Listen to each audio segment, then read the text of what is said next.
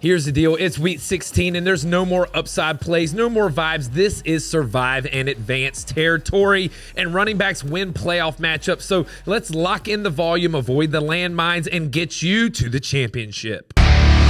What's up, Headliner Nation? My name is Brad, the Rankings King, and before we dive into this week's rankings, just a reminder that these are the consensus rankings from the Headliners team. And for more detailed analysis, check out the start-sit videos from Kyle already posted this week. And if you want even more breakdowns each week, make sure to join the Fantasy Headliners community by hitting that join button below. That's going to get you access to extra rankings like flex, kicker, defense, and a spot inside of our Discord. And look, here's the thing, y'all. It's week 16, and at this point, I'm feeling pretty lonely on Playoff Island, and the group chats are quiet, the matchups are pretty much over, and everybody else is busy with family. So I figured let's put a little bit of joy back in the rankings and give you my top holiday movie picks for the season. Yes, I'm serious, and if you're feeling anxious and you want to just skip ahead to the football, the chapters are marked below, Ebenezer. All right, so we'll start it off with tier 1, and topping the list is Home Alone. And listen, this is all about the historic run. It was a box office monster.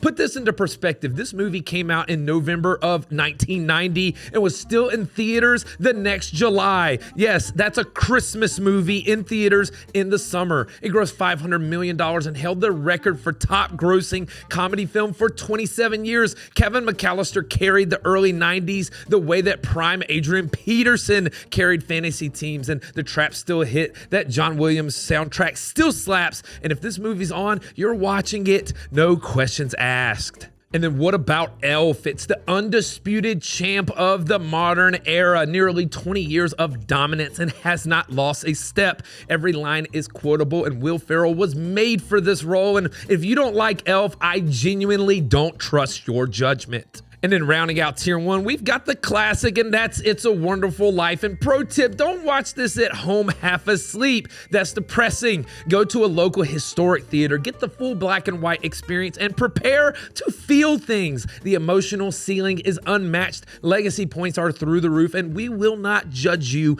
if you cry a gangster tear. All right, let's turn the page to tier 2, and I started out with Four Christmases, and I can quote this movie by heart. Woman, do your job and swaddle this baby. So many one-liners. Vince Vaughn doing Vince Vaughn things. Reese Witherspoon is mad cute in this movie, and low-key, this movie is way better than most people admit. Next up on the list is The Holiday, and surprising pick here, but it's for one reason and one reason only, and I say this with an unblemished record of staunch heterosexuality. Jude Law is an absolute smoke show in this movie. Add on top of that Kate Winslet is a national treasure whose late 90s and early 2000s run belongs in the conversation with the likes of LaDainian Tomlinson. Clown me in the comments if you want, but fellas, pro tip, watch this movie with your lady this Christmas. You're welcome. And then next up is Muppets Christmas Carol, and this is an all-time performance by Kermit the Frog. Michael Caine is acting like he's in a Shakespearean drama while surrounded by puppets. It's elite commitment, and this movie still punches way above its weight class. All right, let's move it on to tier 3, and we've got Jim Carrey's The Grinch, and honestly, it gets better with age. Jim Carrey went full psycho, and it worked, and honestly, he hasn't been the same since. I don't even know really how this slipped to tier 3, but here we are, still a solid start every single December. And then what about National Lampoon's A Christmas Vacation? This is a classic, no debate, but if we're being honest, it's lost a step for me. It still delivers, it's still quotable, but it's just not carrying teams like it used to be, and I think it's like the Derrick Henry of this list. And then next up is Daddy's Home 2, and this is a sleeper pick here, but Mark Wahlberg, Will Ferrell, and as a single dad, this is hilariously accurate to my life, and if you haven't given this one a shot, you should fix that immediately. So there you go. There's tiers 1, 2, and 3, and we've got a couple of movies on the outside looking in, and we start with Die Hard. Yes, I said it. Chronicles of Narnia, Jingle All the Way, Home Alone 2, Charlie Brown Christmas, and a seasonal flex option here, and that's Harry Potter. Okay, for real though, let's talk some football and recap our hits and misses from last week. And we start with our hits in Josh Jacobs, Travis Etienne, and Kyron Williams. And potential injuries, high-power passing offenses, and split backfields didn't scare us away from keeping these guys inside the top 12 at the position, and it worked out because all three of them killed it in week 15. Okay, but what about our misses? And we've got Jahmyr Gibbs, Jonathan Taylor, and Bucky Irving. And apparently a lot of the stud running backs didn't care about the fantasy playoffs, and so many disappointments across the league. And these three were a few of the backs that just didn't perform to their expectations.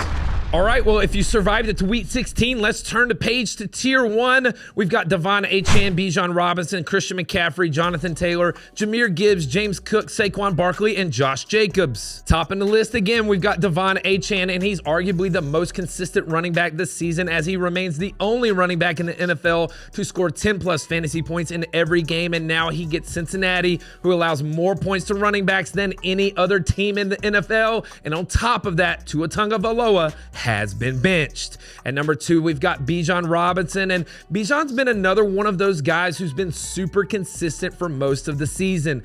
He's had over 100 total yards in 4 of his last 5, and now he gets Arizona, who allows the 5th most points to running backs. At number 3, we have Christian McCaffrey, and this should be a fun matchup where the RB1 Jonathan Taylor takes on the RB2 Christian McCaffrey. And obviously McCaffrey has been a great option all season long, but the Colts are easier to throw on than they are to run on. At number 4, we have Jonathan Taylor, and the Indy offense under Rivers will probably produce less scoring opportunities, but one thing is for sure, JT is going to see a ton of volume. He had 28 touches last week and should once again have a high number against San Fran in Week 16. At number 5, we have Jahmyr Gibbs, and over the last 6 games, he's had 3 games with 0 touchdowns and 3 games with 3 touchdowns. And Pittsburgh isn't a pushover matchup, but with the ceiling that Gibbs has, it's hard to take him out of Tier 1.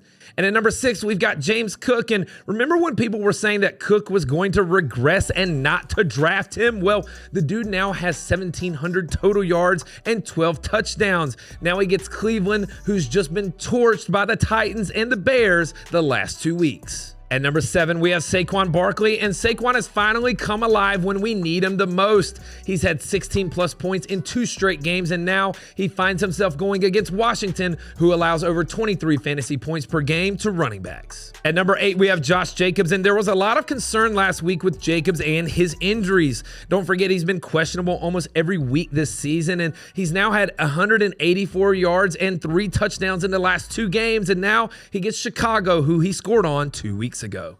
Now, before we head into the next tier, I want to make sure that you're all set up on Underdog, and you already know that we're crushing those player pickups on Underdog this year. So what are you waiting for? Head over to Underdog Fantasy or download the app and create a new account using the referral code HEADLINERS when you do so. Then just make your initial deposit and come join a contest. And if you sign up with that promo code, again, it's HEADLINERS, you'll get access to all of the promos that Underdog offers weekly. And check this out, when you play your first $5, they're going to give you $75 in bonus funds. So you play 5, you get 75. It's that easy. And don't forget, Jake is also going to be breaking down the best picks weekly in a show on Fridays for the last few weeks of the season.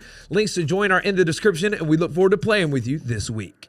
All right, baby, let's move it on to Tier 2. We've got Chase Brown, Kyren Williams, Travion Henderson, Travis Etienne Jr., Derrick Henry, Bucky Irving, Javonte Williams, DeAndre Swift. At number 9, we have Chase Brown, and Brown still has a chance at finishing the season inside the top 12 of running backs. He's scored 12-plus points now in 7 straight, and this week he gets a Miami defense that gave up over 130 yards rushing and 2 touchdowns to the Steelers running backs last week. At number 10, we have Kyren Williams, and the Rams have clinched a playoff berth, but they're still fighting for seeding. Kyren has had touchdowns in all but 4 games this year, including his last game against this week's opponent, Seattle, who he had 96 yards and a touchdown against a few weeks ago. At number 11, we have Travion Henderson, and did we see the end of the 50-50 split in Week 15? Henderson out-touched Stevenson 16-9 and finished the game with 161 total yards. Now he goes against Baltimore, who's really held opponents' run games in check the second half of the season. At number 12, we have Travis Etienne Jr., and the Jags offense is cooking right now, and Etienne is the main beneficiary. He's had 5 touchdowns over the last 2 weeks, and now he'll get his toughest matchup in quite some time against Denver, who allows the 5th fewest points to running backs. And at number 13, we have Derrick Henry. And if the Baltimore offense could provide Henry with consistent touchdown chances, it would be a huge boost in fantasy. He's had over 100 total yards in 4 of his last 5, but now faces New England, who allows the 4th fewest points to running backs. At number 14, we have Bucky Irving, and it was horrible timing, but Bucky disappointed in week 15. It was his first game all season in which he failed to score at least 11 points. Now Tampa is in a must-win game, and Carolina is much easier to run on than they are to throw on. At number 15, we have Javonte Williams, and we're through 15 weeks, and Javonte Williams is still the RB9 overall on the season. He's had at least 11 fantasy points in 4 straight, but now gets a tough matchup against one of the league's best defenses in the LA Chargers. And at number 16, we have DeAndre Swift, and huge explosion for Swift in week 15, where he racked up 96 total yards and 2 touchdowns against Cleveland.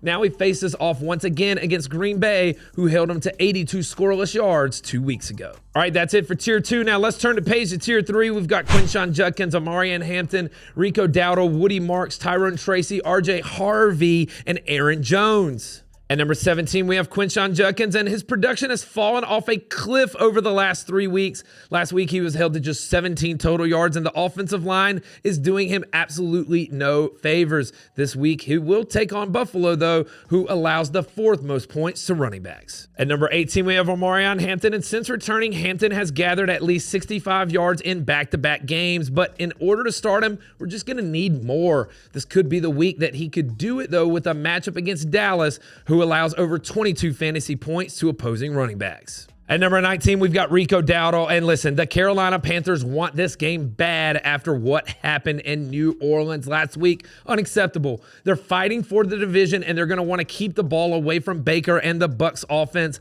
Luckily, Tampa allows over 21 points to opposing running backs. At number 20, we've got Big Woody Marks, and he's currently questionable to play, but reports already started coming out that he could have returned to the game in week 15 if he was needed. Sounds like he's going to be out there for week 16 against Las Vegas, who allows the 7th most points to running backs. At number 21, we have Tyrone Tracy, and Tyrone Tracy seemed to take over the Giants' backfield in week 15. He's now scored at least 14 fantasy points in 3 of his last 4, and they'll need him this week against Minnesota, who is much easier to run on than they are to throw on. At number 22, we have RJ Harvey, and Harvey is also questionable to play due to a rib injury that he got late in week 15. It's still unclear whether he'll play, but even if he does, this is a tough matchup against Jacksonville, who allows the 2nd fewest points to running backs. At number 23, we have Aaron Jones, and there's nothing about the recent performance of Aaron Jones that would make you want to start him. He's been hovering between 6 and 8 fantasy points, but listen to me here. The matchups don't get much better than this. The Giants allow the 3rd most points to opposing running backs. All right, now let's turn the page to Tier 4. We've got Breece Hall, Ashton Jeanty, Jaylen Warren, Michael Carter, Tony Pollard, Ja'Cory Krosky-Merritt, and Kenneth Gainwell. At number 24, we have Breece Hall, and Breece has now been held to under 50 yards in back-to-back games. Brady Cook under center isn't doing him any favors, and the quarterback play just worries me more this week than the matchup against the Saints. At number 25, we have Ashton Jeanty, and over the last 5 weeks, Jeanty has had just 1 touchdown and in only 1 game over 65 yards. This week, it doesn't matter if it's Kenny Pickett or Geno Smith. Houston is going to shut down this Raiders offense. At number 26, we have Jaylen Warren, and just before week 15, reports came out that he was sick. That opened the door for more touches for Gainwell. He should be good to go for week 16, but the matchup against Detroit isn't great since they allow the 3rd fewest fantasy points to running backs. At number 27, we have Michael Carter, and Trey Benson isn't coming back, and Bam Knight was just placed on IR, so by process of elimination, Michael Carter should see the bulk of the work in the Arizona backfield against a Falcons defense that's middle of the pack against the run. At number 28, we've got Tony Pollard, and it's like Pollard woke up from a coma. Back-to-back games with over 100 total yards, and something that he hadn't done before week 14. He crushed a tough Browns defense 2 weeks ago, and will need to do the same against Kansas City this week. At number 29, we've got Ja'Cory Krosky-Merritt, and it's weird how Chris Rodriguez was a late scratch just before their Week 15 game, but all of a sudden by Tuesday, he was practicing fully. That throws a wrench into the Washington backfield and makes it harder to put JCM any higher than Tier 4. And then rounding out the top 30, we've got Kenneth Gainwell. And Gainwell may have taken advantage of a sick Jaylen Warren, but he's also someone who's had over 10 fantasy points in 4 of his last 5 games.